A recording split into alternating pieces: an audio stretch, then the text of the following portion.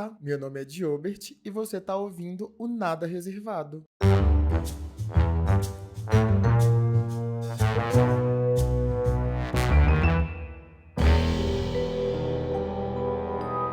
Seja muito bem-vindo, seja muito bem-vinda a um novo episódio da nossa série Elementos da Liberdade. O episódio de hoje, O Ano que Foi Demitido, tem como objetivo trazer uma reflexão sobre o quanto a gente se doa para empresas, o quanto às vezes a gente compra um sonho que não é nosso e o retorno que de fato todo esse investimento traz. Para além das promessas e desse cenário cor-de-rosa que é dado quando a gente é contratado numa nova empresa, o que efetivamente fica quando uma relação de trabalho se encerra? Será que vale a pena a gente doar tanto das nossas vidas, abrir mão de tantos momentos em prol de um trabalho? Vamos ver, eu acho que temos uma discussão legal aqui para desenvolver nesse episódio. Então já pega o seu copo de coca, pega a sua xícara de café ou de chá, você escolhe, fica bem confortável e venha ouvir comigo o ano que fui demitido.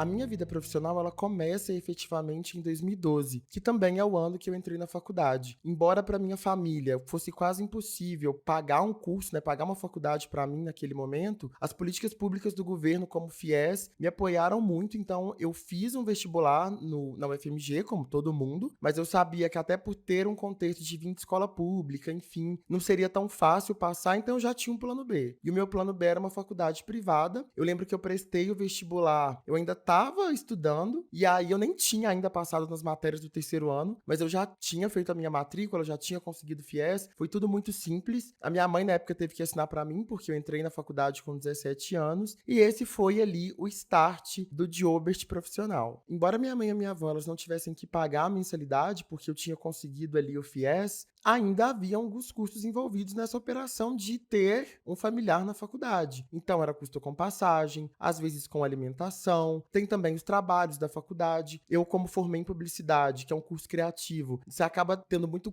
gasto com gráfica, enfim, esse tipo de coisa. Então, meu primeiro grande objetivo desde o dia 1 que eu entrei no campus da faculdade era conseguir um estágio, porque eu sabia que se eu conseguisse um estágio, eu teria ali o vale transporte, enfim, e isso já ajudaria muito nas despesas, mesmo que fosse só a passagem, para minha família aquilo pesava muito. E para minha sorte, mesmo antes de entrar na faculdade, eu sempre gostei muito dessa área criativa, então eu editava vídeo, editava foto, enfim, eu tinha um portfólio ali, sabe, de coisas que eu fazia e que acabou também servindo como um portfólio para eu tentar esse estágio nas empresas ali. Eu lembro que a faculdade ela tinha uma área do aluno que você podia entrar e procurar vagas, e eu fiquei procurando por vagas por basicamente o ano de 2012 inteiro. Uma das coisas que me dava muito gás e me dava essa vontade de buscar um estágio logo é que eu vi que muitas pessoas na minha turma já estavam conseguindo ali arrumar alguma coisinha lá pro segundo, terceiro mês de curso, então eu pensei que para mim seria da mesma forma. E até pensei que poderia ser mais fácil, inclusive, porque eu já tinha conhecimento dessas ferramentas de edição de imagem, de edição de vídeo, e na época tinha uma demanda muito grande por esse tipo de profissional que atuasse ali nas empresas com essa parte de criação. E esse processo ele não foi nada fácil. Eu lembro que eu mandava, né, me aplicava ali para as vagas, mandava o meu portfólio, mandava o meu currículo,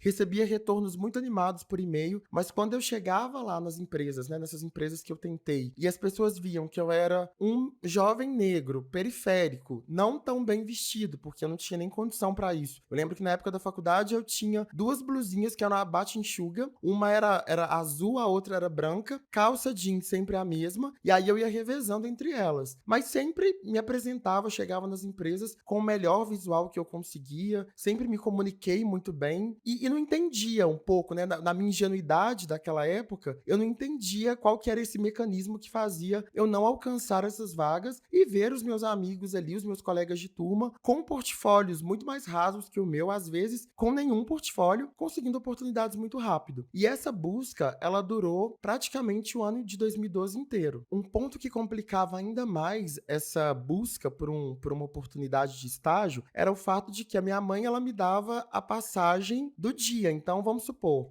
se eu tivesse uma entrevista 2 horas da tarde e eu estudava à noite, eu tinha que ficar de 2 horas até o horário da faculdade para poder voltar para casa. Porque se eu voltasse logo que a entrevista finalizasse, eu não ia ter dinheiro para ir para a faculdade de novo. Então, eu tinha que ficar no centro, às vezes sem dinheiro, enfim. Foi um processo bem complicado e que quase me fez desacreditar do meu potencial. Essa busca, ela encontrou um fim em outubro de 2012. Eu lembro que 5 dias antes de fazer 18 anos, eu recebi uma ligação me convidando para participar de um processo seletivo. Era para uma vaga numa empresa que produzia sites de música. Eu achei aquilo bem interessante. Fui, mas confesso para vocês que sem nenhuma esperança de efetivamente ser aprovado no processo. Eu lembro, inclusive, de chegar no escritório, que era aqui na Savassi, e ver assim, o chão com aquele carpete, as pessoas muito bem arrumadas, vários computadores da Apple, sabe? Assim, eu fiquei, meu Deus, deve ser muito legal trabalhar aqui. E fui para a entrevista. Foi a primeira entrevista que, de fato, eu senti que as pessoas queriam ouvir, queriam conhecer da minha história, durou muito tempo. Eu lembro que tinha umas provas também para fazer, que eram feitas direto lá dentro da empresa mesmo. Mas assim, lembro de sair da empresa naquele dia com um olhar de, nossa, seria muito legal trabalhar aqui, mas eu sei que eu não vou trabalhar. E para minha surpresa, no dia 20 de outubro, quando aí sim, né, já tinha completado os meus 18 anos, eu faço aniversário dia 18 de outubro, eu recebi o convite dessa empresa e comecei a estagiar no time de moderação de conteúdo desses sites de entretenimento musical. O que eu posso dizer para vocês é que eu me dedicava ao máximo. Não tinha nada que você me pedia para fazer naquela época que eu não desse um jeito de entregar e de entregar na melhor qualidade possível, dentro do que eu conseguia, pedindo ajuda se necessário. Mas assim, eu sempre tentava entregar o meu trabalho e entregar um pouco mais, porque além da ajuda financeira que aquilo trouxe, né, era uma bolsa de estágio de R$ 525,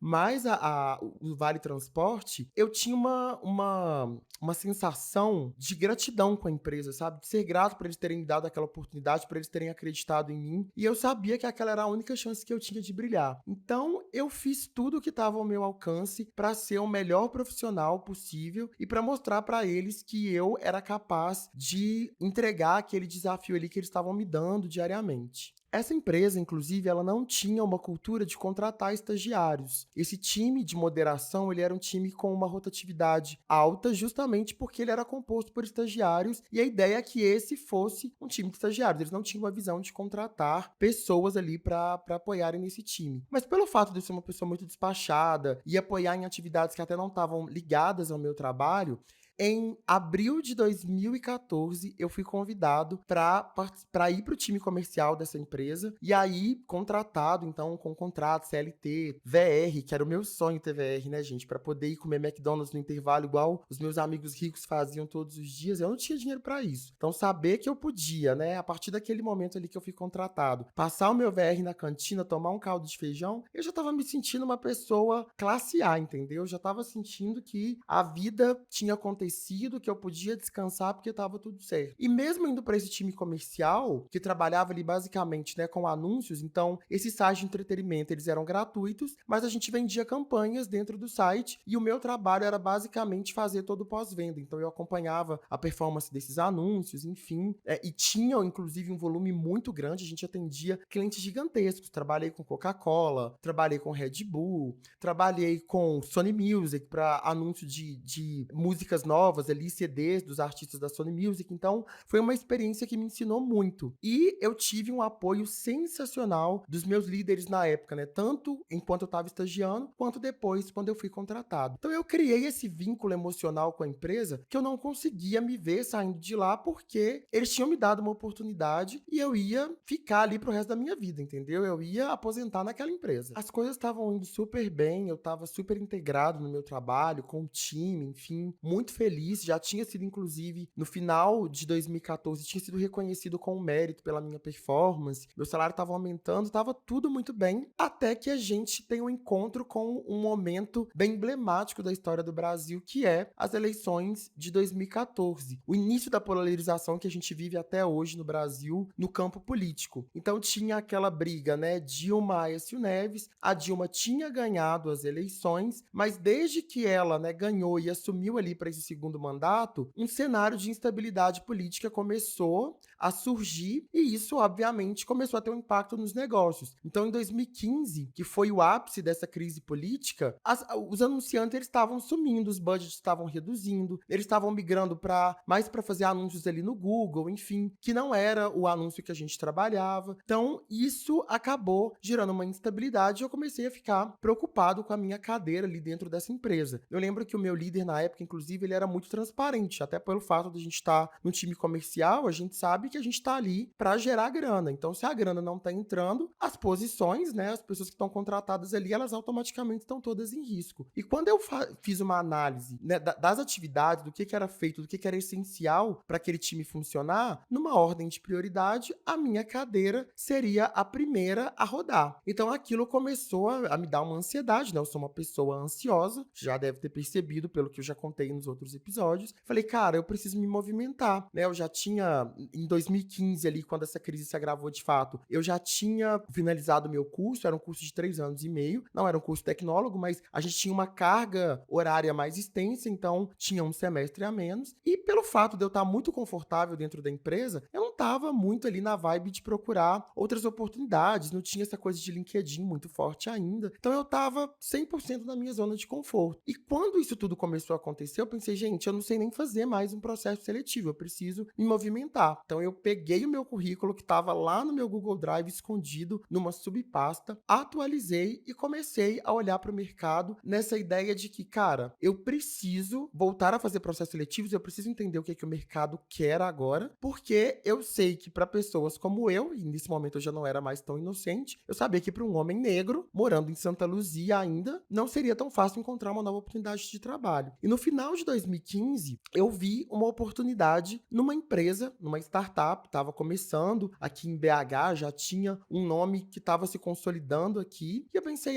vou me inscrever nessa vaga. Era uma vaga para atuar num time de atendimento via e-mail, via chat também na época e via redes sociais. Eu já tinha uma experiência muito forte em redes sociais, porque nessa empresa que eu estava, eu atuei com isso no time de moderação, então pensei que pudesse ser uma oportunidade legal e que eles me chamariam, que eu não seria aprovado, mas que eu chegaria pelo menos na entrevista. Então, chegando na entrevista e recebendo um feedback deles do porquê, né, eu não fui aprovado, porque eu já fui com essa mentalidade, não vou ser aprovado. Eu ia melhorando ali ao longo do tempo até encontrar, de fato, uma oportunidade que fizesse sentido para mim. Enviei, então, um currículo lá no site dessa empresa em dezembro de 2015 e esqueci, gente. Fui viver a minha vida, algumas movimentações aconteceram dentro da empresa que eu tava, eu acabei voltando pro time de moderação, mas como social media, que era uma coisa que eu gostava de fazer, e isso até que me tranquilizou, porque quando eles tiveram a conversa comigo para mudar de time, eu já achei que seria a minha demissão. Então, ter só migrado de time, mantendo salário, mantendo carga horária, com a minha líder, que eu já conhecia, né, ela foi a minha líder durante o estágio, cara, tava perfeito. E as coisas foram caminhando até que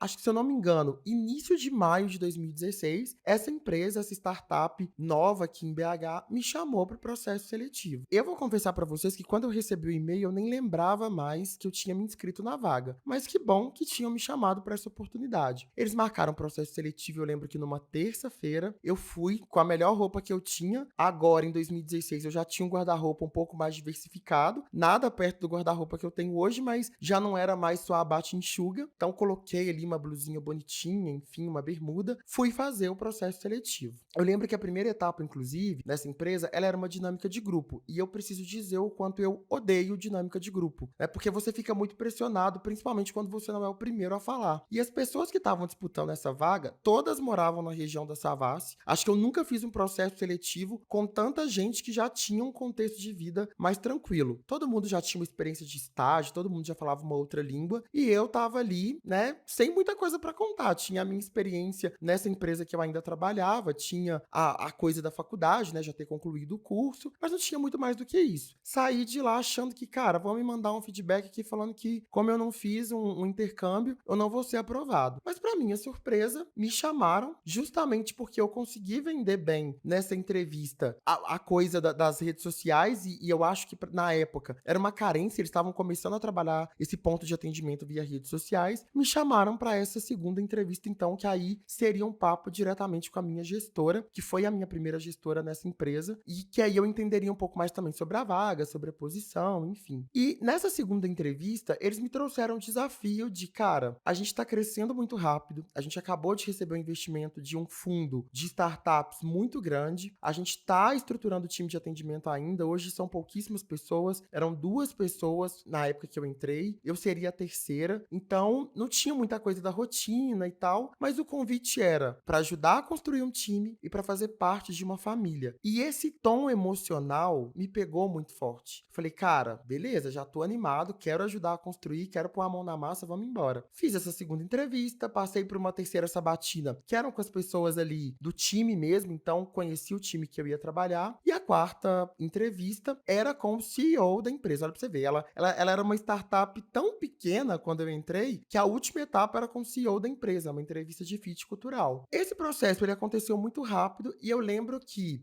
no final de junho eu já tinha uma resposta. Na verdade, assim, né? Não tão rápido, porque se eu pensar que o processo começou em maio e eu fui ter essa resposta em junho, não foi tão rápido assim. Mas me deram a resposta, eu tinha sido aprovado, estavam muito felizes, inclusive, por me dar a notícia, assim, a voz da pessoa que me deu a notícia no telefone foi muito calorosa. E eu fiquei, cara, meu Deus, como assim eu fui aprovado? Eu não estava esperando ser aprovado, eu vou ter que sair dessa empresa que eu tô, que me deu uma oportunidade, será que é o momento de fazer isso? Mas toda a conjuntura, né, as possibilidades que essa empresa nova, essa startup nova, me trouxe ali, a nível de possibilidade de crescimento, de poder construir um time, né, do momento que eles estavam de ter recebido um investimento ali, isso me animou muito. E aí eu decidi, então, ter a conversa difícil com os meus gestores na época na empresa que eu tava e sair dessa empresa no dia 30 de junho. Foi o meu último dia. Foi muito difícil sair, porque ali, de fato, a minha carreira começou, ali as pessoas acreditaram em mim, ali elas me deram oportunidade, me mentoraram, me ajudaram a me desenvolver em diversos pontos, e eu tava abrindo mão disso e de uma rotina de trabalho super saudável, porque eu nunca trabalhei mais de 8 horas enquanto eu estive nessa primeira empresa, para me jogar num cenário novo, numa empresa nova, que não tinha nem processo, que não sabia muito bem ainda o que estava fazendo ali. Mas fui de coração aberto. Os primeiros dias de trabalho nessa empresa nova foram bastante desafiadores, porque não tinha muito um manual de como as coisas deveriam ser feitas, não tinha uma padronização, as coisas eram bem no freestyle, assim, sabe? Você ia aprendendo enquanto você estava fazendo. Embora tivesse toda uma estrutura de treinamento para você conhecer a estrutura da empresa, para você conhecer os times, enfim, não tinha nada muito construído com relação à minha atividade de atendimento. E isso me incomodava muito. Eu sou uma pessoa super desorganizada na minha vida, na minha casa, mas no trabalho, gente, pelo amor de Deus, tem que ter organização. E como eu vim de uma empresa que era bastante organizada, que os processos eram bem definidos, que a gente sabia exatamente o que era esperado do trabalho, eu pensei, é isso, eles me chamaram para ajudar a construir um time e é isso que eu vou fazer aqui. Eu vou construir, vou começar a minha atuação aqui, ajudando a dar uma organizada nessa bagunça. Vamos entender a maneira como a gente se comunica com os clientes, vamos entender processo, vamos entender regra, sabe? Vamos entender a linguagem que a gente vai usar nas redes sociais, a linguagem que a gente vai usar no e-mail. E comecei a pegar essa tarefa para mim, mesmo que ninguém tivesse me pedido formalmente para fazer aquilo. Então eu comecei a desenvolver alguns manuais, eu pedi para assumir as redes sociais da empresa, porque eu vinha desse contexto, né? E eu sabia o quanto era importante para uma marca se comunicar, a maneira como se comunica, a maneira como fala com o público, a maneira como resolve algo ali nas redes sociais. Então eu peguei essa missão para mim. E eu acho que eu fui muito feliz na escolha dessa primeira batalha, porque esse trabalho de efetivamente olhar para esse lado mais estrutural do time começou a me dar muita visibilidade. E na medida em que o time foi crescendo ao longo daquele ano, eu fui me posicionando e assumindo cada vez mais um papel de referência para as pessoas. Com muito pouco tempo, eu já dominava a operação da empresa, eu sabia exatamente como ela funcionava, sabia os caminhos que a gente precisava seguir para melhorar, para trazer uma eficiência para a operação, para oferecer uma experiência legal para os nossos clientes. Então, isso me deu muita visibilidade, não só dentro do time, mas para a empresa como um todo. Os outros times, eles vinham falar comigo para tirar dúvidas sobre quais eram as dores que os clientes tinham, quais eram os problemas que a gente recebia. Enfim, eu fui me tornando essa referência ali, pouco a pouco, para esse time. Paralelo a tudo isso, trazendo um contexto de vida pessoal que é importante para essa história, a minha avó ela já estava internada quando eu entrei nessa empresa nova. Ela internou, na verdade, em junho, então ela já estava em julho com um quadro bem complicado de saúde, já estava internada no CTI e era aquela correria, né? Eu tinha que sair do trabalho,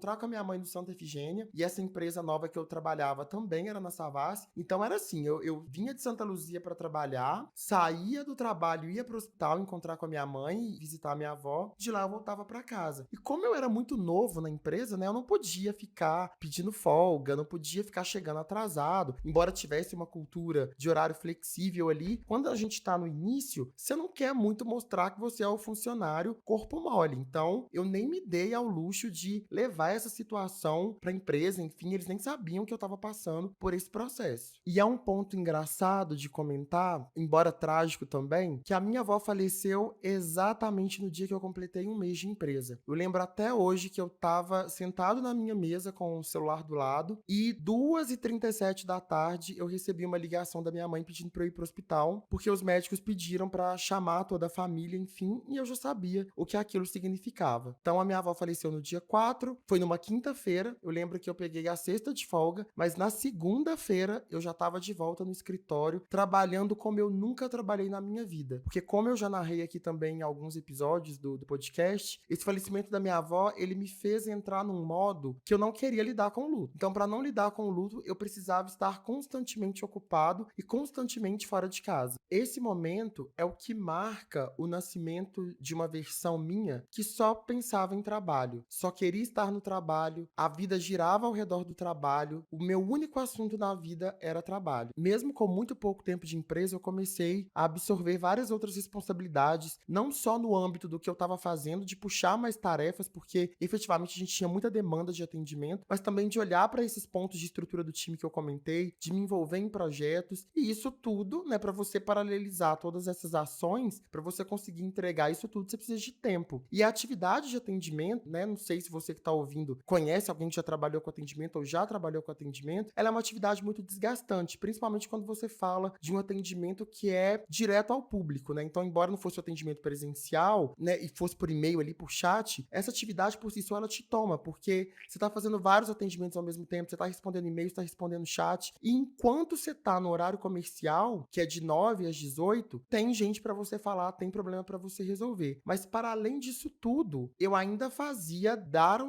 tempo de pegar novos projetos, de ajudar a liderança do time a construir processo, a construir padrão, a falar com outros times, a fazer a empresa acontecer. O time que eu trabalhava, ele foi crescendo muito rápido, e eu lembro que no final de 2016, a gente já tinha saído um cenário de 3 pessoas, né, de uma formação ali de 3 pessoas para 8 pessoas. Então, não só o time estava crescendo, como a demanda também, e a necessidade da gente dar velocidade nas ações que a gente estava tocando ficava cada vez maior. Não tinha uma cobrança muito direta sobre o que a gente deveria fazer, mas sempre pairava no ar aquela coisa do esperamos que você faça mais do que o que está no seu job description, do que a gente acordou, esperamos que você entregue, esperamos que você faça e faça um pouco mais e rápido. A gente precisa rápido porque a gente está nesse momento de crescimento acelerado. À medida em que a empresa foi crescendo, tanto em números financeiros quanto em demanda para o meu time, eu fui me posicionando cada vez mais como essa referência e começou a fazer parte do meu trabalho mentorar essas pessoas que estavam ali no time junto comigo. Então, eu tinha conversas de feedback com essas pessoas, eu ajudava nos casos mais complexos, eu estava ali pau para toda a obra, para o que precisasse. Para além disso, eu comecei a me aproximar muito também dos times de desenvolvimento, então levava muitos insights ali com relação ao que a gente estava vendo na operação de atendimento, para que o time conseguisse melhorar o aplicativo, conseguisse melhorar os produtos que a gente tinha, além de também atuar com projetos de escalabilidade, olhando para a eficiência operacional da empresa. Então, olhando o que a gente precisa construir para receber menos demanda, o que a gente vai fazer para oferecer uma experiência melhor para esses clientes sem que eles precisem falar com a gente. Fora todo o trabalho que eu já tinha para fazer. E aí você pensa, né? Nossa, você já estava praticamente um líder ali, já estava ganhando um salário incrível. Gente, não. O meu salário, até esse momento ali, que aí a gente já está mais ou menos em 2017, não passava da casa dos R$ 1.600 no bruto. Mas essa empresa, ela tinha uma maneira muito particular de trabalhar essa questão salarial e até essa cobrança com relação à entrega, com relação a fazer mais do que o que você deveria, fazer mais do que o que foi acordado. E esse discurso, ele girava ao redor, na minha visão hoje, de 2 pilares principais. O primeiro era uma promessa de que a gente estava caminhando para construir algo muito incrível, que a gente ia chegar numa terra prometida prometido em algum momento e que todo mundo ia se beneficiar, então valeria muito a pena a gente dar o nosso sangue todos os dias e trabalhar mais de 12 horas por dia, que era o que eu fazia e o meu time também, que tudo isso valeria a pena porque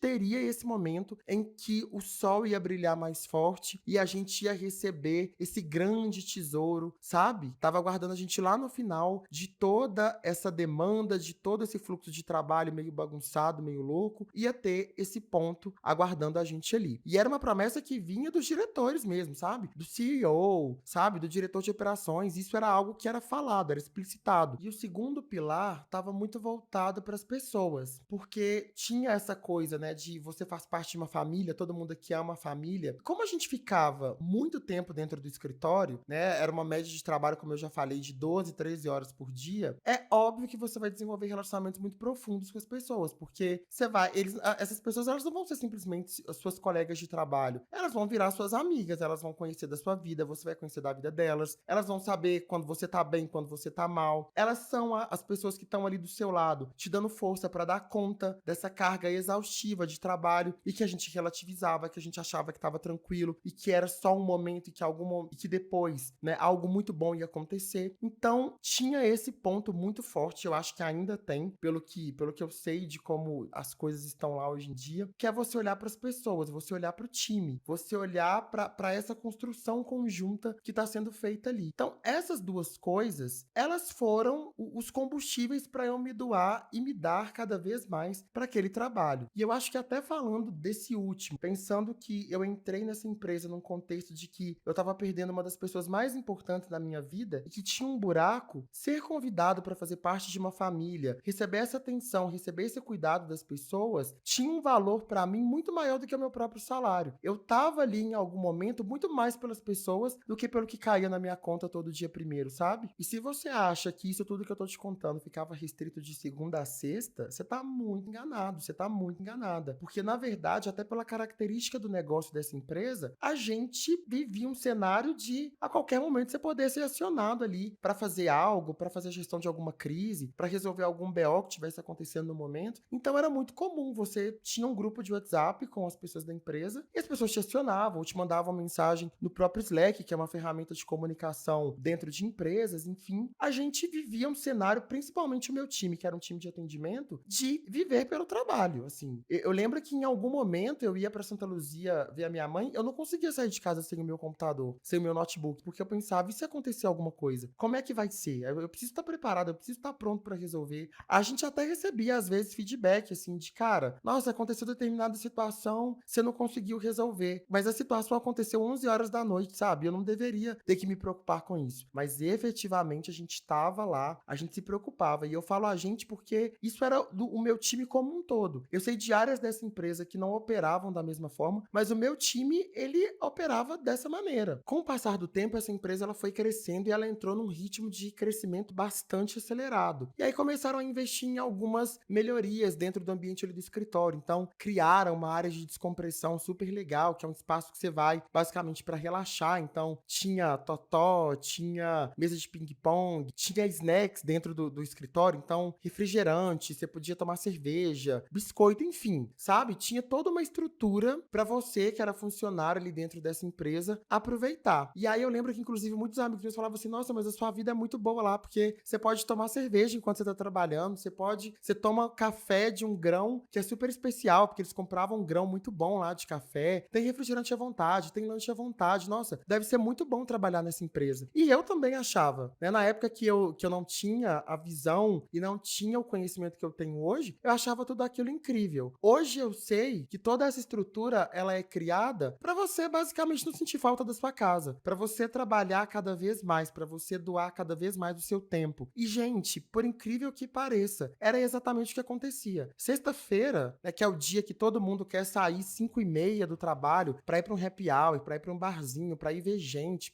enfim, para viver, a gente saía do 10º andar, que era onde a gente ficava, ia pro 3º andar, que era essa área de descompressão, e fazia o happy hour lá, entre as pessoas da empresa mesmo, porque ninguém tinha energia de pensar em fazer alguma outra coisa. Então parecia uma facilidade, né? A empresa tá dando esse ambiente pra gente aqui, vamos aproveitar. E esse ciclo, né, de trabalhar 13 horas, aí sexta-feira vai pra happy hour, dentro da própria empresa, empresa, aí trabalha de casa quando precisa, aí é acionado de madrugada, enfim. Isso tudo vai fazendo com que você crie uma relação com as pessoas que estão ao seu lado passando por essa experiência, que é muito maluca, porque deixa de ser de fato uma relação de trabalho para ser uma relação de família, né? E uma relação de família forçada, porque é o que eu comentei antes. Você perde a sua individualidade, você perde a sua vida em prol dessa empresa e ela te dá de volta esse grupo de pessoas que também topou essa experiência louca. E aí vocês ficam ali quase que como parceiros de cativeiro, sabe? Se abraçando, se ajudando. E isso faz com que você crie uma relação muito profunda com as pessoas. É claro, e eu preciso dizer que se tem uma coisa que eu acho que valeu a pena nessa experiência toda, são de fato as pessoas, assim. Os meus melhores amigos da vida hoje, né? Alguns dos meus melhores amigos eu conheci nessa empresa e eu levo pra vida, assim. A gente se encontra, a gente ri, a gente se chama de parceiro de cela, porque de fato é a sensação que dá que a gente ficou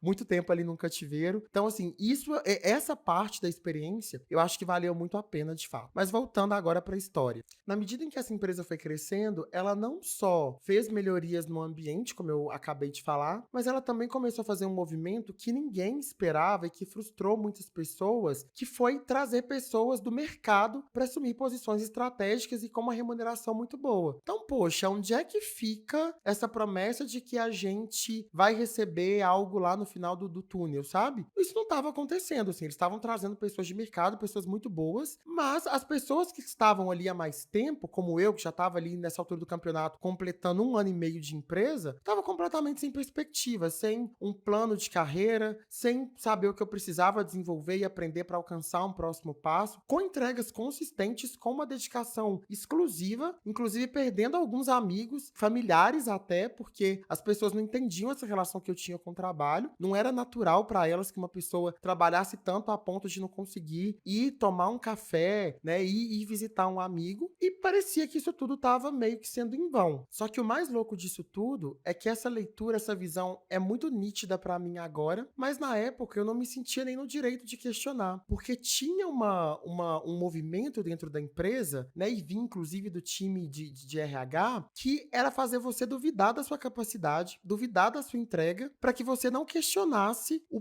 motivo de você não ser promovido, de você não receber um reconhecimento, enfim, sabe? Era uma coisa assim, você entrega muito de fato, mas trazendo um exemplo que já aconteceu comigo. Não, você tem uma entrega operacional que é muito boa, mas as suas análises não são tão legais assim. Você precisa melhorar nisso. Mas não era nada muito concreto, sabe? Tá, as minhas análises, mas qual análise que eu entreguei que não foi consistente? O que é dentro disso que não foi bom efetivamente? Isso não era trazido e não era nenhuma coisa que eu sentia que vinha da liderança, tá? Da minha liderança direta. Era um movimento muito criado por esse time de RH para as pessoas de fato não conseguirem ver o quanto elas estavam trabalhando, o quanto elas estavam entregando, o quanto elas eram boas, o quanto elas já estavam preparadas para assumir um desafio maior dentro da empresa e para receber uma remuneração muito maior do que o que elas tinham. Então, esse movimento, esses ciclos, ele me fez entrar, na verdade, numa grande síndrome do impostor, em que eu achava que eu não era bom no que eu fazia, que eu não entregava o suficiente e que por conta disso eu não deveria nem questionar salário, nem questionar posição, nem questionar nada disso. E era um movimento tão louco porque, enquanto referência do meu time, né, pessoa que estava ali quase que num papel de liderança para as outras pessoas do time, quando eu vi alguém muito cheio de si e com muita certeza de que estava entregando e querendo pleitear salário e querendo pleitear reconhecimento, eu ficava estupefato. Eu ficava de cara, eu ficava assim, gente, essa pessoa tá louca. Como que ela pensa isso? Não faz sentido. Mas é porque a estrutura ao redor, ela fazia a gente pensar que, cara, para eu ser promovido aqui, para eu ser reconhecido, eu preciso ser um deus efetivamente. E, gente, isso não existe em lugar nenhum. Na verdade, corrigindo a minha fala, isso existe e existe muito dentro dessas empresas de tecnologia.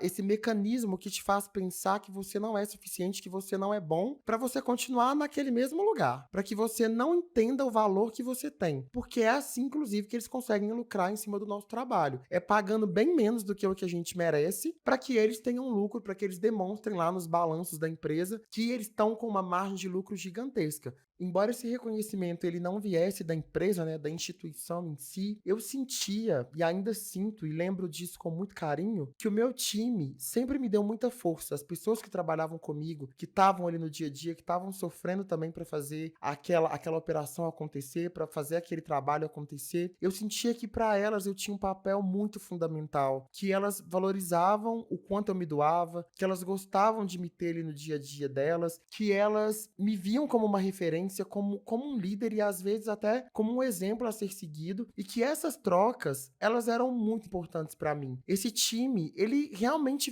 foi a minha família. Eu não conseguia me ver longe desse time, assim, eu queria trabalhar todos os dias para que aquelas pessoas tivessem uma rotina mais tranquila, que sei lá, se eu trabalhasse 13 horas por dia, que eu conseguisse nessas 13 horas fazer um bom trabalho para que o meu time trabalhasse 12, para que o meu time trabalhasse 11, para que eles se desenvolvessem, para que eles estivessem motivados, mesmo que a gente não tivesse muito recurso para fazer isso acontecer, e mesmo que para a instituição eu nem fosse líder oficialmente, porque eu executava esse papel de liderança com esse time, mas na minha carteira eu era um analista. Eu era um analista daquele time. Só que para mim na época isso era só um detalhe. Eu não me preocupava de fato com o título, eu me preocupava com o que eu representava para o meu time, para o que eu conseguia fazer e para o que eu conseguia entregar em prol do time, né? E pelo lugar que eles me colocavam, como eu já citei aqui. Só que em algum momento eu comecei a olhar para a situação com um olhar um pouquinho mais crítico. Eu não vou falar 100% crítico, mas talvez, sei lá, 20%. Porque essas pessoas novas de mercado que estavam entrando para revolucionar a operação da empresa, gente, elas tinham uma rotina completamente diferente da nossa. Elas tinham um horário, elas não ficavam depois do horário para trabalhar 12, 13 horas como a gente ficava. Elas faziam 2 horas de almoço. Elas não tinham entregas consistentes e a gente sabia disso, porque algumas dessas pessoas, inclusive, entraram para apoiar a gente em entregas que melhorariam supostamente a operação do nosso time, nada daquilo estava acontecendo. Então eu comecei a entrar pouco a pouco num ciclo de frustração, sabe?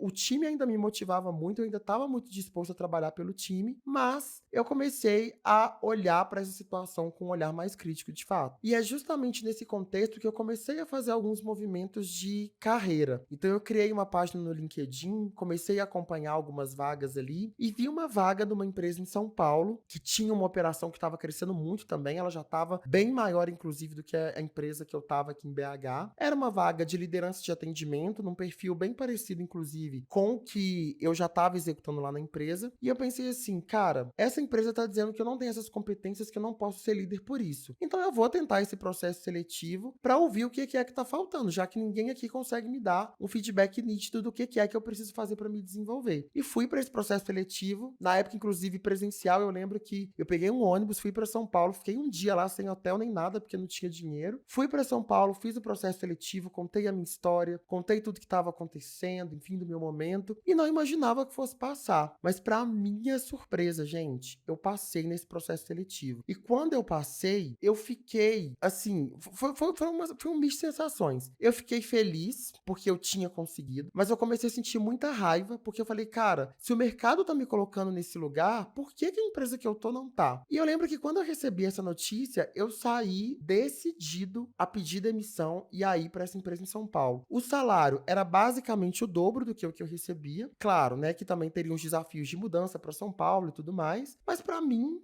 eu entendi que era o que eu queria. Era o reconhecimento que eu queria, era o movimento de carreira que eu precisava fazer. E quando eu cheguei no outro dia, né, que eu recebi essa notícia, para contar que eu tinha sido aprovado, gente, o jogo mudou completamente. Do dia pra noite, eu virei a pessoa mais estratégica da empresa, eu virei a pessoa que, se saísse, a operação não ia sobreviver, o time não ia sobreviver. Fizeram um banho de loja comigo, que eu sei que eu saí desse dia de trabalho com basicamente um aumento de 75% do meu salário. 75%, assim, do dia pra noite. Algo que eu já tinha trazido como uma insatisfação, enfim, mas que não tinha como ser resolvido na visão da empresa. De repente, todas as ferramentas estavam ali e eu estava nesse lugar. Ainda não era o cargo de liderança que eu queria, mas era o salário. E era o salário para ficar em BH, né, perto da minha família, enfim. Então eu pesei muitas coisas, embora eles ainda não tivessem me dado o cargo que eu queria. Eu estava me tornando um analista sênior, eles estavam me posicionando definitivamente como uma pessoa estratégica dentro da empresa. Então eu entendi que talvez fizesse sentido não aceitar a proposta. E aí volta o cão arrependido, né? Fui lá na empresa, liguei, na verdade, pro líder líder da outra empresa que eu ia entrar. Não contei a verdade, né, que tinha sido uma contraproposta. Falei que eu tive um problema familiar que ia me impedir de fazer essa mudança para São Paulo. Eu vi que ele entendeu que, na verdade, não era nada disso, mas enfim, foi a maneira que eu encontrei para sair dessa situação. E voltei como a pessoa mais feliz e mais motivada do mundo,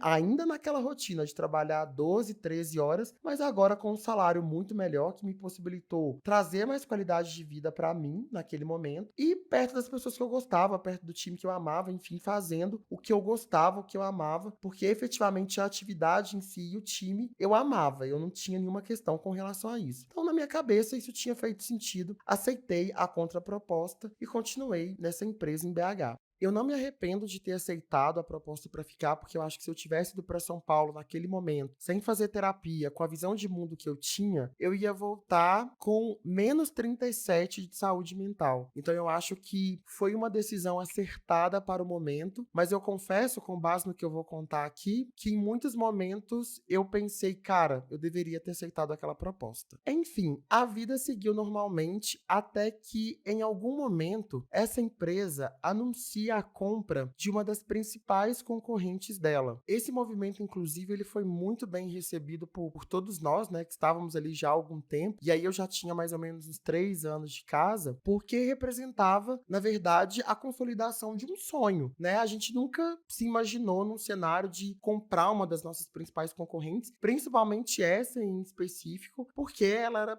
tinha uma marca muito mais forte, inclusive em outros estados do Brasil, do que a empresa que eu trabalhava.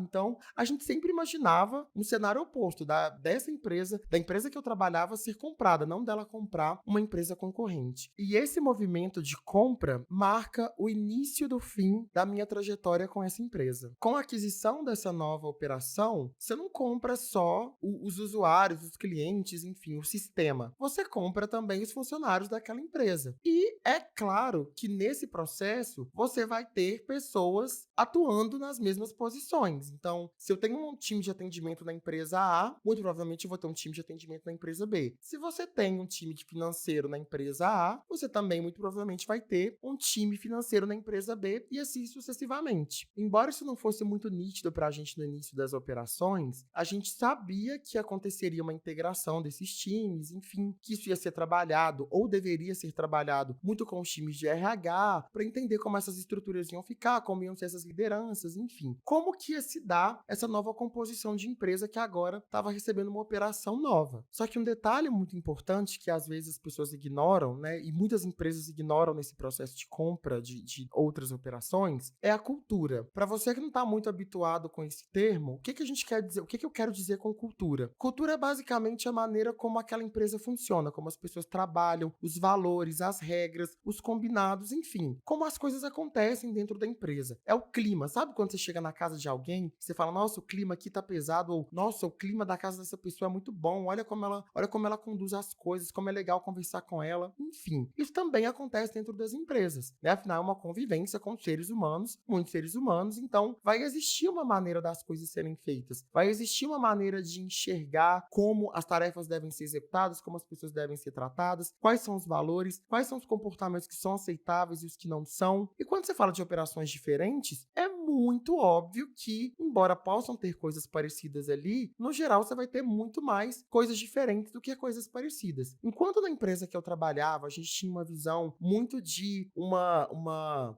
não hierarquia, né? Ou seja, não tem um chefão que manda mais e um funcionário que só tem que aceitar as coisas calado, tudo era baseado muito na conversa, na troca, no diálogo, no contexto, enfim. Claro que você tinha essa estrutura de lideranças, que você precisa, né, ter líderes ali para dar o tom e dar o direcionamento das coisas, mas não era essa coisa muito formal, como você vê num banco, por exemplo, que tem um chefe que vai falar, faz e você vai aceitar, vai calar sua boca e vai seguir, né? Do outro lado, já era um cenário completamente diferente. Então, era uma empresa que era bastante hierarquizada, né? Então, você tem ali o gerente que manda mais que o coordenador, que manda mais que o supervisor, que manda muito mais do que os analistas e que tem uma voz muito maior do que qualquer estagiário ali dentro, independente do contexto, tempo de casa, enfim. E é assim que as relações eram construídas ali nessa empresa. Então, a gente, quando começou esse movimento de aproximar e de conhecer as operações, isso já deu um baque na gente, porque a gente viu que as coisas eram diferentes. Do lado de lá, existia um gerente de atendimento, enquanto do lado de cá, que era a empresa que eu estava, tinha a minha líder, que era uma coordenadora, tinha eu e uma outra amiga minha, que atuávamos ali como supervisores, mas não tinha um gerente. Então a gente já começou a ficar assim, será que esse cara vai ser nosso gerente? Como que vai ser? De uma forma ou de outra, a gente recebeu essa novidade de braços abertos, independente do que fosse virar e de como fosse ficar essa estrutura no final desse processo de integração, a gente estava muito aberto a ouvir e também a aprender com eles, porque, claro, tem coisas boas dos dois lados, a gente precisa absorver o melhor e transformar isso em algo novo para essa nova operação unificada que estava nascendo ali. Só que a mentalidade desse gerente em específico, né, que era o gerente de atendimento lá, não era essa. Ele não tinha esse desejo, assim. E eu senti isso logo na nossa primeira interação. Ele já chegou bem armado, já fazendo questão de deixar nítido ali qual que é o cargo que ele exercia, há quanto tempo ele exercia. Ele tinha uma visão, inclusive, com relação aos subordinados dele, né, as pessoas que faziam parte da estrutura dele, muito de,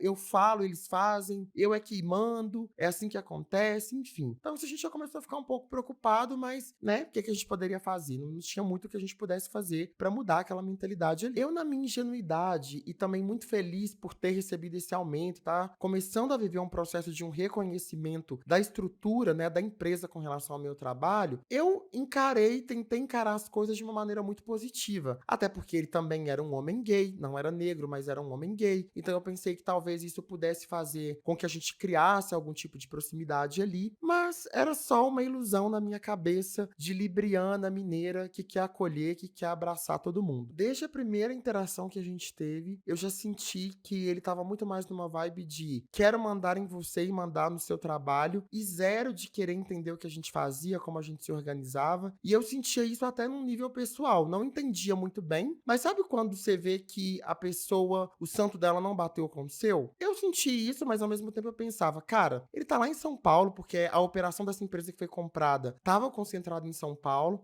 Eu não vou ter tanta interação com esse cara, então assim, não vou ficar também perdendo noites de sono com isso, embora tivesse me tomando uma ansiedade ali, o fato dele possivelmente virar o meu gerente, mas eu não estava me preocupando muito com isso naquele primeiro momento. À medida em que o tempo foi passando, foi ficando cada vez mais necessário a gente ter interações. Então, a gente ia usar a mesma ferramenta de trabalho, a gente precisava construir fluxo, a gente precisava entender tempo de resposta, porque para o cliente não interessa, né? O cliente não vai saber quem que tá atendendo. Precisa ser uma operação só. E a gente precisava ter essas conversas, né, para poder estruturar. E ele sempre vinha numa vibe muito inflexível, ele queria muitas coisas do jeito dele, a maneira, inclusive, como ele falava das pessoas, como ele falava que era o fluxo de trabalho lá, não me agradava muito, porque eu sentia que não tinha muito uma preocupação com a experiência do funcionário, com como as pessoas iam trabalhar, com a rotina das pessoas, não tinha nada disso. Era simplesmente a ordem pela ordem, e vamos fazer, e o que eu falar vai ser feito. A gente não conseguia muito esse ponto de negociação. Então isso foi caminhando, enfim, foi um processo muito difícil, um processo de incerteza muito grande pra gente, de ansiedade principalmente pra mim, pra minha amiga, que era minha par, era supervisora lá, e pra minha coordenadora na época. A gente ficava muito sem saber como conduzir, não tinha nenhum apoio do time de gente pra de fato, né, fazer isso acontecer de uma maneira mais redonda, digamos assim. A gente estava tendo que lidar da maneira que a gente conseguia. Um primeiro movimento que aconteceu e assustou muito a gente foi que o nosso diretor, ele saiu da empresa e a diretora dessa operação nova assumiu a estrutura. Então, quando isso aconteceu, a gente já ficou assim, meu Deus, né? Ao que parece, então, a estrutura de poder vai ser dada a essa outra operação e não vai ser um encontro, né? Não vai ser um combinado. O que eles falarem lá, a gente vai ter que fazer aqui. Isso já me deixou de cabelo em pé. Para piorar um pouco mais, e a gente foi entendendo ao longo do tempo, essa diretora tinha uma relação de amizade com ele de anos. Eles se ajudaram muito ao longo da trajetória nessa outra operação que estava sendo comprada. Eles tinham uma relação de amizade, de um frequentar a casa do outro, enfim. Então, não me parecia também uma pessoa muito neutra. Se eu chegasse com algum ponto para poder trazer ali, ela ia tomar e entender ali a situação e conduzir isso de uma forma profissional. Me parecia que tinha uma relação pessoal muito forte. Então, isso já era uma outra preocupação que eu tinha, porque eu já sentia que ele não ia muito comigo comigo. Se ele virasse o meu líder, então o que poderia acontecer? Para minha grande surpresa, mais ou menos ali por maio, junho de 2020, já na pandemia, eu tive uma reunião com essa nova diretora, com a minha coordenadora e com uma representante do time de gente, que é o time de RH, e elas anunciaram para mim que eu assumiria também a liderança desse time lá em São Paulo. Eu fiquei bastante surpreso, embora motivado com esse desafio, porque para mim significava que a empresa entendia que o meu trabalho era bom o suficiente para ajudar também nesse processo de integração dessas duas operações. Esse não querido, né, esse gerente, ele não assumiria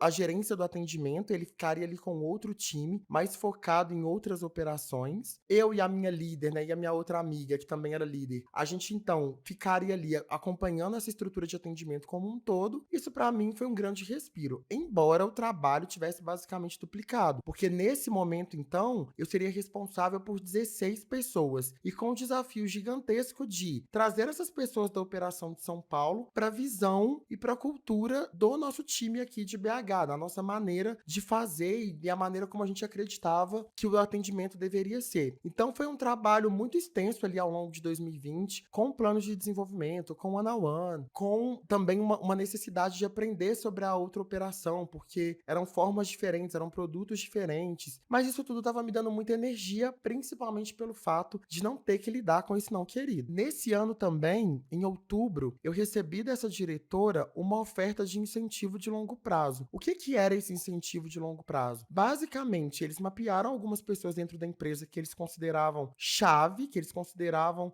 muito importantes para a operação da empresa, e eles ofereceram um bônus que seria pago da seguinte maneira: era um contrato de 4 anos, eu ia continuar fazendo o que eu já fazia, e a cada aniversário desse contrato, eu receberia um valor muito significativo como gratificação por não ter saído da empresa. Então era algo para incentivar a, de fato, não olhar para outras empresas no mercado, e estava sendo oferecido nesse primeiro momento só para pessoas muito estratégicas. Eu fiquei, assim, eu acho que esse foi o meu pico de felicidade com essa empresa. Não só pelo dinheiro, que representava muito para mim, né? Era uma média ali de mais ou menos 10 vezes o valor que eu recebia a cada um ano de aniversário desse contrato durante 4 anos, ou seja, no final eram 40 vezes, o bônus representava 40 vezes o valor que eu recebia de salário se eu ficasse por esses mais 4 anos. Mas não só isso, ele me posicionava como essa pessoa estratégica que eu já sabia naquele momento que eu era, mas que eu não tinha certeza se a empresa me enxergava e me colocava nesse lugar. Claro que tinham letras miúdas nesse contrato e a principal letra miúda dela era: se eu saísse da empresa, mesmo que fosse um dia antes do aniversário, né, do pagamento desse bônus, eu não teria direito a receber nenhum centavo. Ou seja, né, estamos em setembro de 2021, faltando um mês para eu receber a primeira parcela desse bônus. Se eu saísse da empresa, fosse demitido ou pedindo para sair, eu não receberia nada, nenhum proporcional por esse valor. Mas, gente, eu não tava nem ligando para isso, sabe? O que para mim interessava era, cara, a empresa finalmente, depois de 4 anos de trabalho suado, de dedicação exclusiva, de não ter vida, não ter final de semana, não ter rolezinho com amigo, não ter nada, né? Só ter as minhas viagens, nada além disso. Finalmente eles estão me colocando nesse lugar de pessoa estratégica, finalmente eles estão reconhecendo o meu trabalho. E isso me motivou demais, assim. Não tinha nada que você me pedisse durante esse período após a assinatura desse contrato que eu não fizesse. Após a assinatura desse contrato, né, já com o time, já ali acompanhando o time de São Paulo, enfim, já sendo um time só, a gente já não tinha mais essa distinção, eu comecei a ter mais interações com esse não querido, porque essas outras operações que ele foi acompanhar, elas dialogavam diretamente com a atividade que o meu time desempenhava. Então, eu não respondia para ele, eu não precisava da aprovação dele, vamos dizer assim, mas a gente tinha muitas trocas. Eu gostava muito, inclusive, do fato da gente não ter essa relação de líder-liderado, né? Ou seja, de eu não responder para ele, porque ele sempre vinha com umas propostas muito estranhas com relação ao trabalho do time. Então, às vezes ele queria que a galera ficasse disponível para atender no domingo à noite, de madrugada,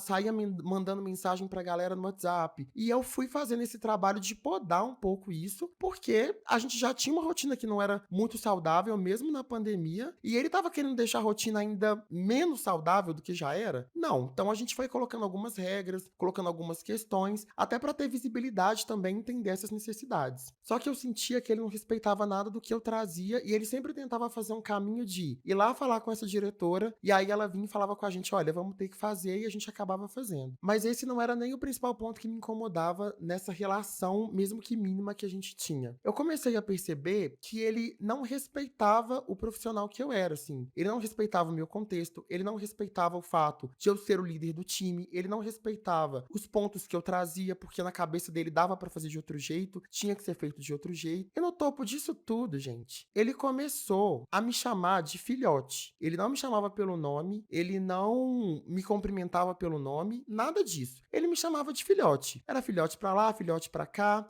Às vezes, na reunião com outras pessoas, ele tratava as outras pessoas pelo nome, mas me chamava de filhote. E eu comecei a reparar aquilo. Eu falava assim, gente, não é uma maneira dele chamar as pessoas, né? Não é um vício de linguagem que ele tem. O que acontece é, sempre que ele tem uma relação de poder ou de respeito com alguém, ele trata essa pessoa pelo nome. Se ele acha que essa pessoa tá abaixo dele, é inferior a ele ou responde pra ele, ele chama de filhote, porque ele não chamava os diretores de filhote, ele não chamava os outros gerentes de filhote, ele não chamava pessoas também tidas como estratégicas dentro da empresa de filhote, ele chamava pelo nome, mas sempre me tratando de filhote, e eu sempre senti, até pelo tom de voz, pela comunicação não verbal, que a relação dele comigo era uma relação em que ele não respeitava o meu trabalho e não respeitava a posição que eu ocupava. Quando isso acontece uma ou outra vez, eu acho que a tendência natural é a gente relevar, mas isso estava acontecendo com muita frequência, sabe? Em alguns momentos ele até me desautorizava na frente do time, sem que eu tivesse uma relação de líder liderado com ele. Então eu lembro que num dado momento, e aí já 2021, se eu não me engano, lá para março de 2021, eu tava numa conversa com a minha coordenadora, a gente tava falando sobre coisas do time, e eu trouxe para ela esse incômodo, assim, que eu não me sentia confortável de dar esse feedback nele, mas que ao mesmo tempo, esse era um ponto que tava me incomodando muito, que eu não sabia como lidar. Ela falou comigo, olha, por que que a gente não conversa com o RH? Por que que a gente não, né, não vai ali na galera de people? Tem agora o Safe Channel também, que é um canal, assim, para você levar esse tipo de situação. Eles conduzem, por que que você não tenta levar, né? E até me perguntou se eu autorizava ela a levar, se eu autorizava ela a fazer esse movimento. Eu pensei, e até pela história que eu tinha dentro da empresa e a maneira, né, como eu tava sendo visto ali depois, principalmente dessa coisa do bônus de incentivo de longo prazo, eu pensei, cara, vamos, porque aí quem sabe a gente não cria um caminho, né, a gente não quebra esse muro que tá entre a gente desde quando esse processo de integração começou e a gente resolve isso. Assim fizemos, né, então a minha líder foi procurar a pessoa do RH que era responsável pela nossa área, essa pessoa me procurou para ter uma conversa, eu trouxe para ela todo o contexto, deixei muito nítido, inclusive, que, né, eu não tava fazendo aquilo ali para que ele fosse demitido, nem nada disso, era muito porque era um desconforto e eu não sabia como lidar. Tava realmente pedindo ajuda para entender como lidar. E eu fiz todo esse movimento, gente, acreditando que o time de RH seria muito profissional e de fato conduziria isso da melhor maneira, porque o cara já não ia muito comigo. Se ele descobre, né, de uma forma não cuidadosa o que eu tava trazendo ali, não que o que eu tivesse trazendo era mentira, mas pelo perfil dele, se ele entendesse que eu tava dando esse feedback, aí é que a relação ia azedar de vez. Mas decidi dar esse voto de confiança. E isso é tudo que eu não deveria ter feito nessa relação, principalmente com o time de RH ali. Porque basicamente o que aconteceu? Essa pessoa do time de RH foi até a diretora para levar para ela a situação. A diretora marcou uma reunião comigo, conversou, tentou entender, inclusive eu fiquei muito surpreso com a condução dela. Ela realmente me ouviu ali, né? Quis entender situações. Eu trouxe para ela exemplos, eu trouxe para ela momentos, inclusive, em que outras pessoas estavam, para que ela também pudesse ouvir outras pessoas, né? Não ficasse só no que eu estava falando ali. E, enfim, a vida seguiu. Um belo dia, eu recebo uma mensagem dele, desse não querido, falando que queria conversar comigo, porque tinha chegado até ele esse feedback que eu tinha dado com relação à maneira como eu tratava ele, e que ele queria conversar. Eu já fiquei bem pé atrás, porque eu falei, cara, não era isso que a gente tinha combinado, né? A gente tinha combinado que eu levaria esse ponto tanto pro RH quanto pra diretora, que a gente ia bolar uma estratégia, talvez até de trazer uma visão ali de sendo uma política da empresa, como a gente vai tratar as pessoas, não tratar por apelido, nem por qualquer outro tratamento que a gente acha que é o adequado, mas sim da maneira como a pessoa quer ser tratada, enfim. Não era aquela condução que eu esperava. Gente, ele marcou comigo uma reunião de 1 hora numa sexta-feira, em que basicamente ele falou sobre como eu fui errado de ter levado isso pro RH, que eu que não tinha entendido, que ele trata todo mundo assim, que eu que tava levando o negócio pra um outro lugar. Assim, ele me descascou na reunião, sabe? Ele me deixou bem desconfortável, porque ele, assim, parece que a pessoa do RH, ela gravou a minha reunião, a sensação que eu fiquei foi essa, que ela gravou e só mandou pra ele escutar o que eu tava falando, sabe? Não teve um cuidado, enfim. Péssimo. Só que se você pensa que não vai piorar e muito. muito, porque a minha coordenadora, que é uma pessoa que eu amo, inclusive é minha amiga na vida hoje, ela decidiu sair da empresa. Veja bem, ela decidiu sair da empresa, ela recebeu uma oportunidade de trabalho num outro lugar, então ela foi e a gente ficou, né? Não tinha como ir todo mundo. E nesse contexto que ela sai, o que que acontece? Ele vira o meu gerente. Não tinha muito o que ela pudesse fazer também, né, para que isso não acontecesse. Eu imaginava que eles não iam promover nem eu, nem a minha outra amiga, que também era supervisora, à coordenação. Então, né, era natural que alguma liderança viesse, mas a gente não esperava que fosse ele. Acho que foi o melhor presente que ele recebeu naquele ano, assim, porque a primeira conversa que a gente teve, depois que ele virou o meu gerente, basicamente, ele trouxe como a operação deveria funcionar, como a gente estava rodando errado, e queria que as pessoas fizessem plantões longos, e queria que todo mundo ficasse sempre disponível. Ele começou a me acionar no final de semana, às vezes eu tava lá em Santa Luzia com a minha mãe, ele me ligava, queria que eu trabalhasse, queria que eu entregasse um relatório, queria que eu fizesse alguma coisa, que poderia muito bem ter sido organizado durante a semana, a entrega, mas a falta de planejamento, de visão estratégica dele, fazia com que no momento em que ele recebesse a demanda, ou que ele tivesse uma necessidade de ver algo, ele já solicitasse pra gente, independente do momento que fosse. E como naquele momento as lideranças da empresa, elas tinham um contrato de confiança, né, era um cargo de confiança, a gente não batia ponto. Então, a gente de fato estava à disposição da empresa a qualquer momento. E ele usava e abusava disso. E assim, tinha que responder na hora. Se não respondesse na hora, para ele não estava bom. Enquanto esse fluxo estava acontecendo comigo, não estava impactando o time, eu até que estava conseguindo lidar, enfim, fazia o que ele estava pedindo ali. Mas quando ele começou a ser ele mesmo com o time, quando ele começou a ser um líder que ninguém quer ter, quando ele começou a tratar as pessoas com desdenho, enfim, isso começou a me incomodar muito, mas eu segurei porque, né, a gatinha tinha que pagar aluguel, eu também não tinha nenhuma outra proposta em mente, então segui dessa maneira. Em maio daquele ano, né, em maio de 2021, eu tinha férias marcadas, mas eu decidi que até por uma questão de demanda, né, estavam voltando ali, os clientes estavam voltando a poder operar, então a gente tava a demanda estava reaquecendo no time também. Eu entendi que seria melhor não sair de férias, era continuar trabalhando ali. Como já estava tudo programado, eu só fiz um acordo com o time de RH e aí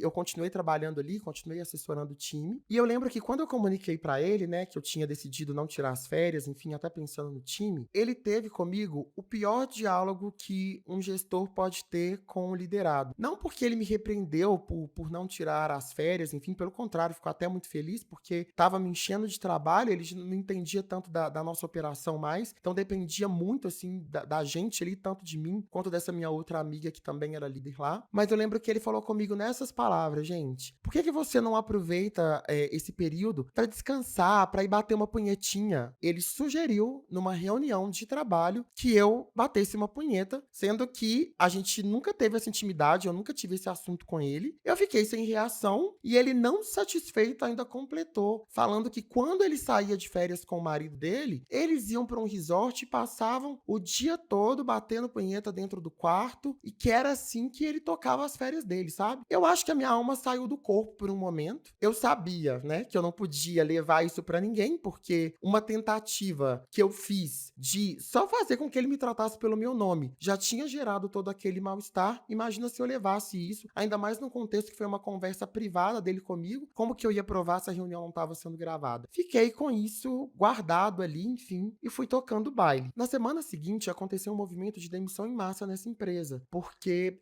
as operações foram muito impactadas por conta, né, do lockdown, enfim, muitos dos clientes não podiam operar com a atividade deles, então não estava entrando grana, esses cortes foram sendo feitos ao longo do tempo. Eu lembro que ele escolheu 2 pessoas do meu time para serem desligadas, mas ele não me colocou a par da decisão, ele só me comunicou que elas seriam demitidas, que ele mesmo faria a comunicação e que era isso. A gente não olhou para número, a gente não olhou para performance, a gente não olhou para nada disso, ele simplesmente tocou e eu nem pude fazer o processo de desligamento dessas pessoas como líder delas, ele que escolheu tocar. E na reunião que a gente marcou em seguida para comunicar para o time, né, que isso tinha acontecido, ele falou nessas palavras: olha, a gente não vai ter mais nenhum desligamento, tá tudo certo, né, assim, infelizmente é uma situação chata, mas é uma situação necessária pelo momento que a gente tá vivendo. Enfim, assim a gente encerrou aquela conversa ali. Na semana seguinte, eu tava numa reunião de time, como a gente sempre fazia, as nossas dailies, para falar de demanda, de como que a gente ia tocar o dia, dos desafios, enfim. Ele me manda uma mensagem falando que precisava que eu entrasse num link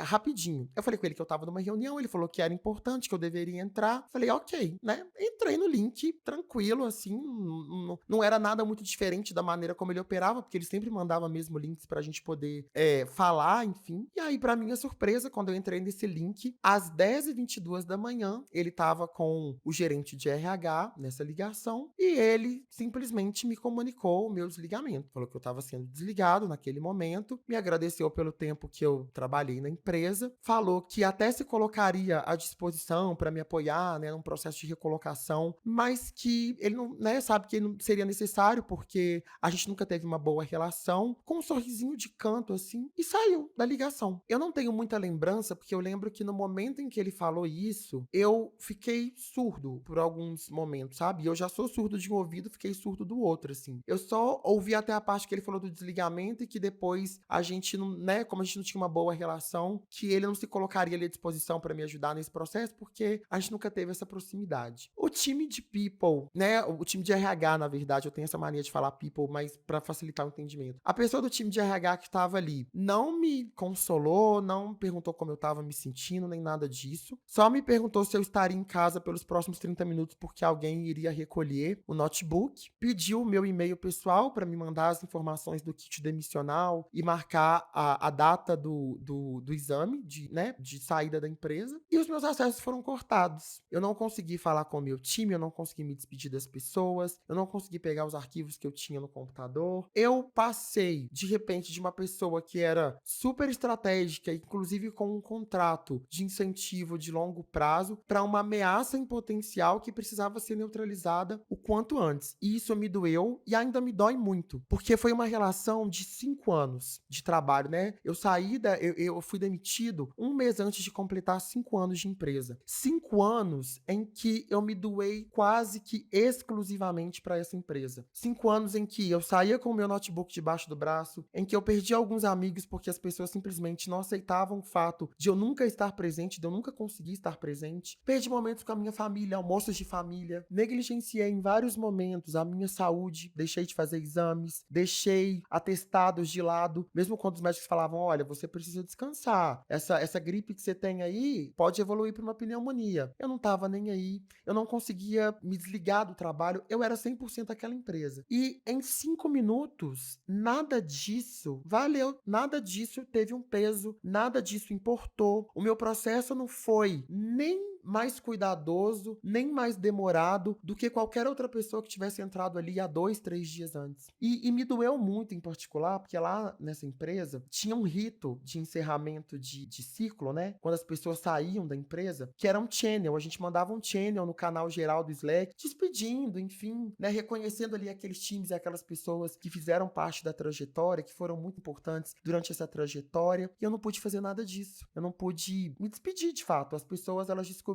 que eu tinha sido desligado pelo Slack, né? Porque desativa o seu usuário. Não pude falar com o meu time, não sei como as pessoas se sentiram. Não sei exatamente também como eu me senti. Eu sei que eu perdi o chão, assim. Eu perdi completamente o chão. Naquele mesmo dia, 12h13, eles mandaram um motoboy buscar o notebook. E enquanto eu colocava na sacola o notebook, né, que foi o meu notebook durante todo aquele tempo, na verdade não, eu troquei de notebook em 2019, então não foi o notebook que me acompanhou durante toda a empresa. Mas eu colocava na sacola o notebook, o carregador, e eu ainda não conseguia acreditar, sabe? Eu não conseguia acreditar que aquilo estava acontecendo. Essa demissão, ela me doeu muito, não só por esses 5 anos de história que eu tinha com a empresa, mas principalmente pelo fato de que aquelas pessoas que me acompanharam durante tanto tempo, aqueles diretores que me davam tapinha nas costas quando me viam no escritório até 9, 10 horas da noite, que me viam fechar aquele escritório quase que todo dia e que traziam que eu era um exemplo a ser seguido, que eles foram incapazes de me mandar uma mensagem, sabe? Um muito obrigado, qualquer coisa do tipo. Eu não recebi nada, nada, nada, nada dessas pessoas. Eu recebi o motoboy. O que eles me deram foi um motoboy para buscar o notebook da maneira mais impessoal possível. Não recebi um cartão, nem nada disso. E eu sei que hoje, né, enquanto eu tô falando com vocês e eu tô me escutando, parece tão ingênuo esperar que uma empresa, né, representada ali por seus diretores, vá ter esse tipo de atitude, mas é o que eu esperava de uma empresa que estava me vendendo uma família, né, que estava me chamando para fazer parte de uma família, para construir, né, que estava me dizendo que eu era importante, que eu era parte essencial daquilo ali. Nada disso se traduziu nesse processo processo demissional. E me doeu também entender que a minha demissão, ela não estava ligada a uma ausência de budget ou porque a empresa não podia pagar o meu salário. Essa foi a desculpa, esse foi o pano de fundo. Mas a grande realidade, né, que fica muito evidente para mim nessa história toda, é que o fato de eu ficar desconfortável com a maneira desrespeitosa que esse gerente me tratava e de ter tido coragem de levantar a minha voz, procurar o time de people, né, o time de RH, para me ajudar a lidar com essa situação, fez com que eu me tornasse alvo e que só precisasse de uma desculpa perfeita, sabe? De uma embalagem que coubesse esse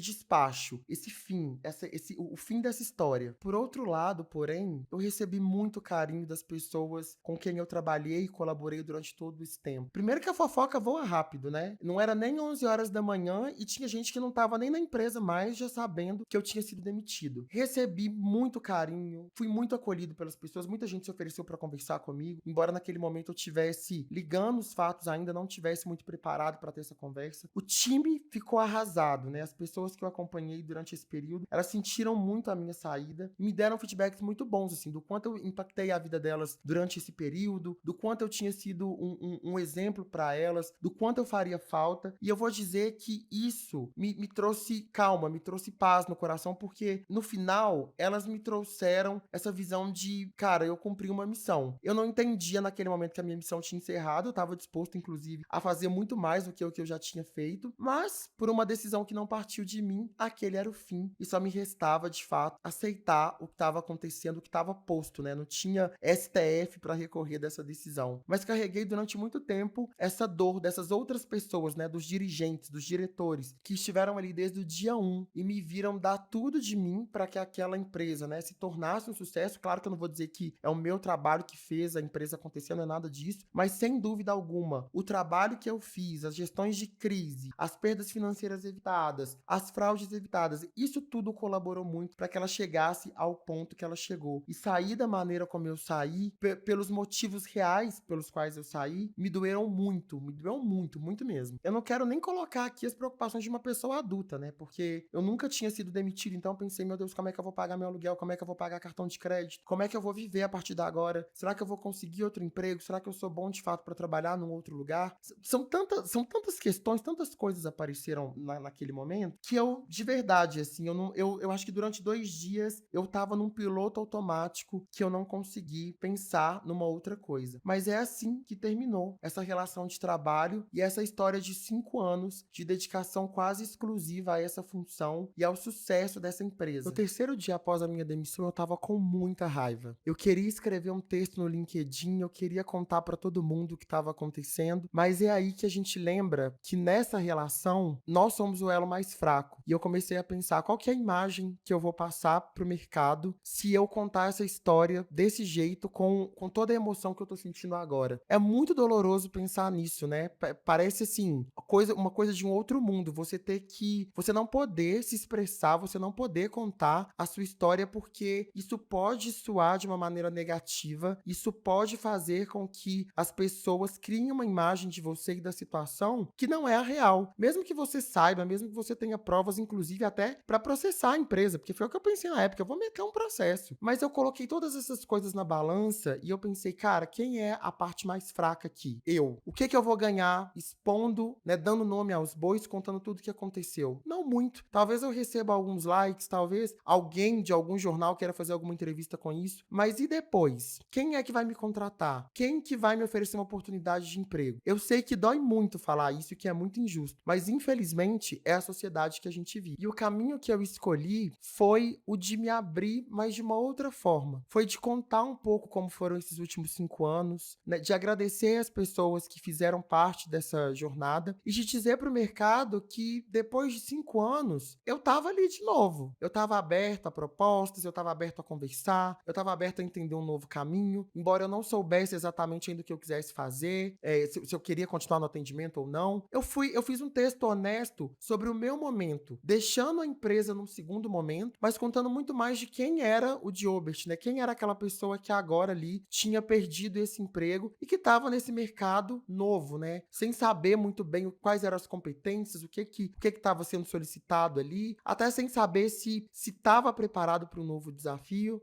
e publiquei esse texto no LinkedIn, acho que tá disponível lá ainda. Uma vez que eu publiquei esse texto, sem mencionar nada do que eu tô contando aqui nessas quase, imagino, 1h30 de podcast, e sem fazer a linha positividade tóxica e agradecer a empresa, nada disso. Fiz um texto honesto sobre mim, sobre os meus sentimentos, de fato. E eu não imaginava, juro pra vocês, eu não imaginava que esse texto ele ia reverberar e que eu ia receber tantos contatos. Propostas de trabalho, gente que eu já tinha trabalhado e que estava em outras empresas agora e que achava que tinha uma posição que era a minha cara. Foi tanta coisa que chegou logo nos primeiros 40 minutos desse texto que eu me vi num cenário que eu podia escolher o que eu queria fazer. E eu não sabia que eu era bom. Eu não sabia, eu não sentia que eu era tão bom assim no que eu fazia. Eu sabia que eu era competente, mas eu não sabia que essa era a visão que as pessoas tinham de mim. Eu não sabia que as pessoas colocariam o nome delas num e-mail falando que me conheciam e que eu deveria e que eu poderia ser um bom candidato para as vagas ali que elas estavam indicando, sabe? Eu recebi mensagem até de ex-diretor daquela primeira empresa que eu trabalhei lá, que eu contei no início do episódio, me indicando para empresas de pessoas que ele conhecia, enfim. Eu me vi abraçado, eu me vi acolhido. E isso me trouxe uma visão de que aquilo que a gente vê nos posts do LinkedIn, de que as pessoas falam que o que fica efetivamente que as pessoas vão lembrar é do dia que você ajudou elas, de como você tratou, do líder que você foi. Isso é a mais pura verdade. Porque mesmo pessoas que eu já tinha trabalhado, sei lá, há mais de 3, 4 anos, elas ainda lembravam de coisas que nem eu lembrava, de momentos em que eu quebrei o galho, que eu tive ali, ou que eu só ouvi, né, que elas estavam num dia ruim, que eu ouvi, eu fui esse ouvido ali, ou que dei algum conselho, e isso efetivamente mudou o dia delas, mudou aquele momento, mudou aquela situação, e agora elas me enxergavam no momento de precisar de alguém para estender a mão, e elas estavam ali para estender essa mão. Eu fiquei muito feliz e eu fiquei muito grato, muito, muito mesmo. Enquanto eu analisava todas essas propostas, eu nunca tinha sido demitido, então eu não sabia que o acerto era essa coisa saborosa, gente, pelo amor de Deus. Receber um acerto é a melhor coisa da vida. Eu recebi um valor bem relevante, porque, né, FGTS, enfim, férias, 13º. Eu lembro que eu fiquei tão tranquilo que eu pensei assim, cara, eu não vou procurar emprego agora não, eu vou ficar uns 2 meses tranquilo, vou tentar exercitar um pouco mais do meu lado criativo, quem sabe. Tava pensando naquela época já como que eu poderia me conectar de uma forma criativa com as pessoas, não sabia que seria um podcast 2 anos depois, mas eu já queria fazer isso naquele tempo. E não tava de fato assim, tava olhando ali algumas propostas, mas não tinha nada que tava de fato brilhando os meus olhos assim pra eu já pegar e assumir. Quando, de repente, rolando pelo LinkedIn, lembram da empresa que eu recusei, né, lá entre 2018 e 2019, quando eu decidi ficar, né, na empresa de BH, enfim, ela tava, gente, com uma vaga aberta exatamente com o mesmo escopo da vaga que eu concorri em 2018. 2018 ou 2019, eu não lembro exatamente qual que foi o ano. Eu falei, cara, se for pra ser, vai ser. Me inscrevi nessa vaga. A minha ex-coordenadora, inclusive, estava trabalhando lá nessa empresa, só que numa outra área, então acabou me indicando também. Fiz o processo seletivo e 2 semanas exatas após a minha demissão, eu já estava empregado de novo. Não comecei, né? Peguei mais uns dias ali para descansar, mas eu já tinha um emprego, né? Tava com a grana do acerto que gastei muito mal, inclusive, deveria ter feito um dimensionamento melhor, mas enfim, isso não interessa, isso não importa mais. E me recoloquei no mercado de trabalho. Esse movimento ele foi muito importante porque nessa empresa eu me desenvolvi em vários pontos que eu não consegui me desenvolver, nessa que eu fiquei por 5 anos. Então, lá nessa nova empresa, eu comecei a trabalhar com análise de dados, que era uma coisa que hoje eu uso muito na empresa que eu tô. Comecei a trabalhar mais o ponto de fazer apresentações executivas ali, enfim. Então, desenvolvi competências muito estratégicas que me colocaram hoje, né, dentro da empresa que eu tô atualmente. Já tô nessa empresa há 1 ano e 3 meses e que, claro, tem as suas questões como toda empresa tem, mas é a grande oportunidade da minha carreira. É o que eu sempre quis fazer, é o lugar em que eu sempre quis estar, com uma remuneração que é justa, com uma rotina de trabalho que é justa, sabe? E que eu sinto que eu não teria chegado até aqui se tudo isso não tivesse acontecido, sabe? Então, de alguma forma, e para caminhar aqui para o encerramento dessa história, eu sinto que as coisas aconteceram como elas precisavam acontecer, que eu tomei as decisões que eu consegui tomar com base no que eu sabia, no que eu conhecia, mas que agora nunca mais, nunca mais eu espero me colocar numa situação ou numa empresa em que eu tenha que abrir mão da minha vida em prol de um sonho que não necessariamente é o meu sonho e de um prêmio que não necessariamente é o meu, que é de alguém, que é de um grupo de pessoas, mas não é o meu. Eu quero encerrar esse episódio deixando 2 mensagens.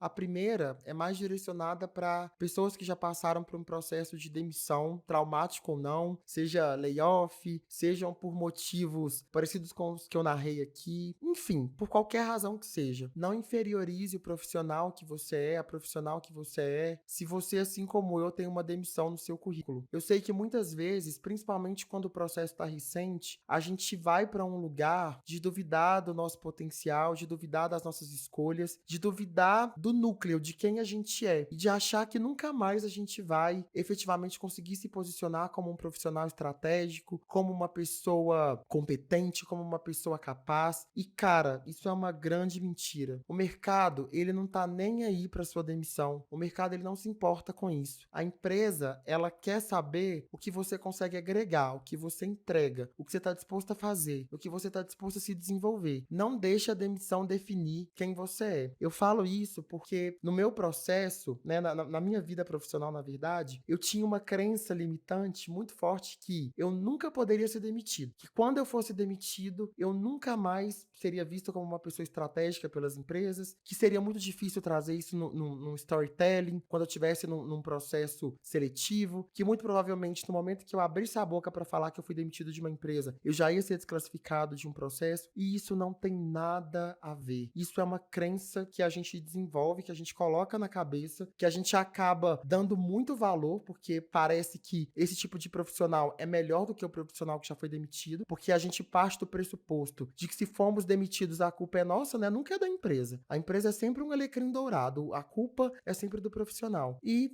hoje, depois de ter vivido essa experiência, e até pela trajetória que eu tenho, eu vejo que isso não tem nada a ver, então não se coloque nesse lugar. E eu posso falar com propriedade, porque a demissão, para mim pelo menos, ela me trouxe algo muito positivo, no sentido de que hoje eu tenho muito mais nítido qual que é o lugar que eu ocupo nas minhas relações de trabalho. Eu não sou amigo da empresa, eu não sou parente da empresa, eu não sou sócio da empresa, sabe? Eu sou profissional. E como profissional, eu tenho que executar o melhor trabalho possível dentro do tempo que foi combinado, com muita qualidade, tendo a capacidade de inovar, me desenvolvendo para fazer cada vez melhor e mais rápido, mas sempre dentro daquele horário. Eu nunca mais vou trocar os meus finais de semana com os meus amigos por finais de semana dentro da minha casa, fazendo apresentações para exaltar o resultado de alguém. Isso nunca vai acontecer. Se hoje, né, na minha relação de trabalho atual, acontece de eu ter mais demanda do que tempo, eu preciso repriorizar. E aí eu vou procurar a minha liderança, eu vou entender, eu vou falar, olha, temos A, B e C, não vai dar para fazer tudo, o que você prefere que eu priorize nesse momento? Né? Não tem nada a ver com ser um profissional ruim, com ser desleixado com o seu trabalho, com não cuidar da sua imagem profissional. Tem mais a ver com entender o seu posicionamento nessa relação. Então, mais do que olhar para o que faltou do seu lado enquanto profissional, e é claro que essa análise também é muito importante, é muito rico entender como você quer conduzir a sua relação de trabalho na próxima posição que você ocupar. Então, acho que essa é uma reflexão bem importante, da gente usar esses momentos não só para olhar para a gente enquanto profissional, mas olhar para a linha e para o que a gente não está mais disposto a viver em nenhuma outra experiência. A segunda mensagem é: diferente das empresas em que nenhum profissional é insubstituível, na vida dos seus amigos, dos seus familiares, das pessoas que você gosta, você é insubstituível. Você ocupa um lugar muito especial. Você é querido, você é querida. Então não abra mão disso por nenhuma relação de trabalho. Esses momentos não voltam. As festas não voltam, os almoços com os amigos não voltam, os cafés, as festas, os finais de semana, as viagens, nada disso vai voltar. Muitas vezes a gente dá tudo o que a gente tem para uma empresa, todo o nosso tempo, toda a nossa energia, numa expectativa de que na semana que vem, no mês que vem, no ano que vem, a gente vai ter mais tempo e a gente vai viver ali junto com essas pessoas. E cara, a gente não sabe. A gente não sabe se essa próxima semana vai vir, se esse próximo mês vai vir. Então escolha muito bem com quem você quer passar o tempo, como você quer investir o tempo, como você quer viver a sua vida e as memórias que você quer criar. Porque isso sim vale a pena investir energia. Nisso vale a pena, sem dúvida alguma.